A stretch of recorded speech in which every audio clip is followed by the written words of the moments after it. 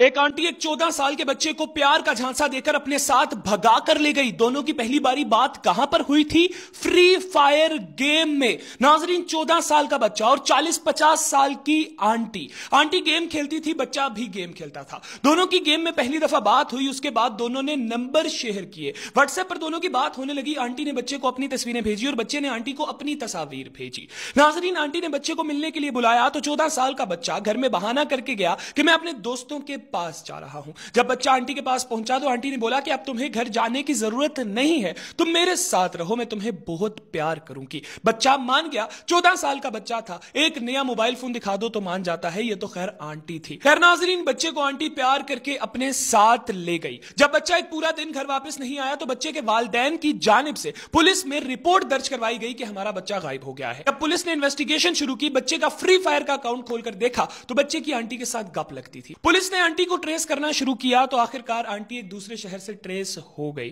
Police aunty के पास पहुंची और पुलिस की जानिब से आंटी को गिरफ्तार कर लिया गया और बच्चे को उसके घर वालों के हवाले कर दिया गया। नाजरीन, अभी तक की इतलात के मुताबिक आंटी की जानिब से बच्चे को ज्यादती का निशाना भी बनाया गया। मजीद इन्वेस्टिगेशन पुलिस की जानिब से की जा रही है। खैर नाजरीन, ये वाकया इंडिया में पेश आया। इससे पहले भी इसी तरह का एक वाकया इंडिया में पेश आ चुका है। एक टीचर स्टूडेंट को अपने घर लेकर जाती थी, उसको ज्यादती का निशाना बनाती थी। जब स्टूडेंट ने मना किया कि नहीं, अब मैं ये सब कुछ नहीं करूंगा, तो टीचर ने स्टूडेंट के खिलाफ कंप्लेन दर्ज करवा दी कि ये मुझे हरासा करता है। स्टूडेंट को जेल में बंद कर दिया गया। तो स्टूडेंट ने जेल से अपने पेरेंट्स को बताया कि मैंने कुछ नहीं किया, ये मुझे अपने घर लेकर जाती थी और ये मेरे साथ ज्यादती करती थी। जिसके बाद उस टीचर को गिरफ्तार कर लिया गया और स्टूडेंट को छोड़ दिया गया। अब आप देख लीजिए, बच्चे महफूज नहीं है, पहले बच्चियां महफूज नहीं होती थी। अपने बच्चों का ख्याल रखा करें और बच्चों, तुम अपना ख्याल खुद भी रखा करो। इसके साथ ही मुझे दीजिए इजाजत। अल्लाह हाफिज।